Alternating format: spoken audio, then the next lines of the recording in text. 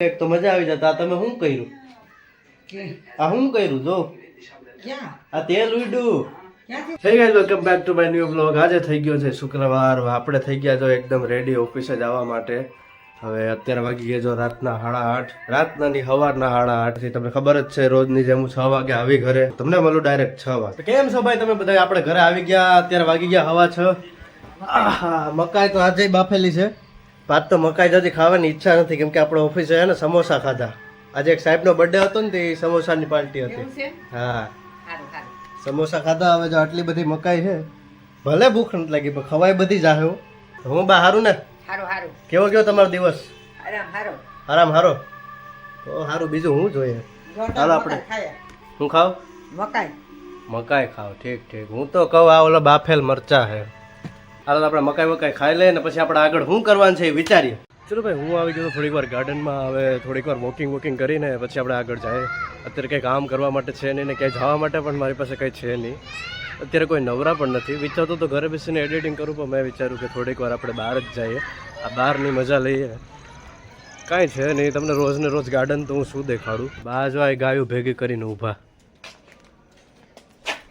બા મારી વારી દઈને ભાઈ નથી કઈ મારી છે ને આપણે આવી ગયા હવે ઘરમાં બ્લોગમાં કઈ કરવા માટે છે નહીં યાર કંટાળો આવે હું કરવું વિચાર કંઈક બહારનું ખાવાનું મન થાય પણ પછી મન થાય કે નહીં હજી 15 દી કાઢવાના છે સેલેરી નથી થાય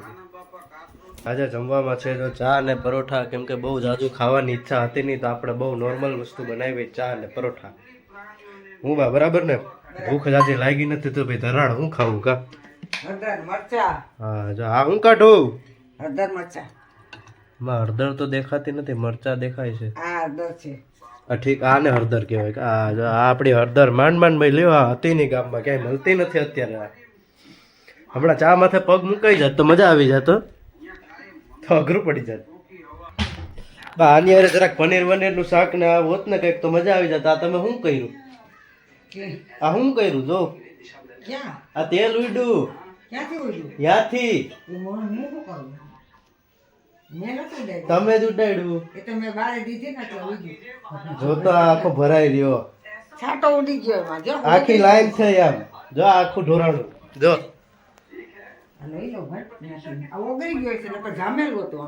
બા નવું ટી-શર્ટ છે આ ગયું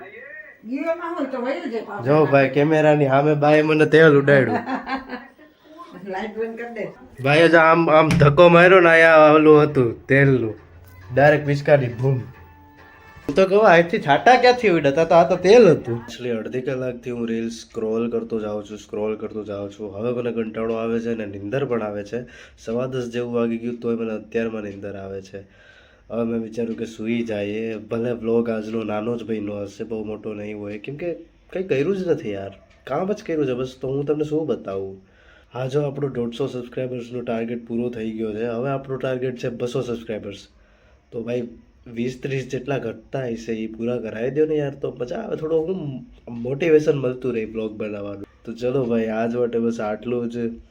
આજ માટે તો આટલું જ લાઈક કરો શેર કરો સબસ્ક્રાઈબ તો કરી જ નાખો